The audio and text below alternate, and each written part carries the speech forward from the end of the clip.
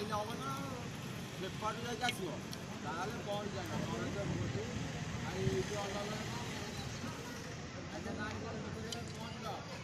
ସେଇଠୁ ଆସିଲେ ତାହେଲେ ଜଗନ୍ନାଥ ଏ ପୋଖରୀ ଯେଉଁ ଗାଧେଇ ନାହାନ୍ତି ନରେନ୍ଦ୍ର ପୋଖରୀ ଆଜି ଗାଧେଇଛନ୍ତି ଆଜ୍ଞା ଏଇଟା ନରେନ୍ଦ୍ର ପୋଖରୀ ଯେଉଁ ବଡ଼ ପୋଖରୀ କହୁଥିଲ ଶୁଖି ପଡ଼ିଛି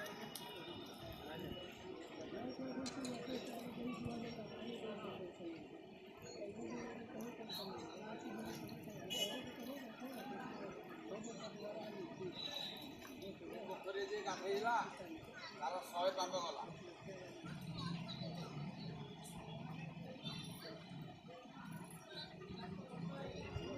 ହଁ ଏଇଠି ହେବ ନା ହେବନି କାହିଁକି ହେବ ନା ଏଇଠି ବନ୍ଦ ଅଛି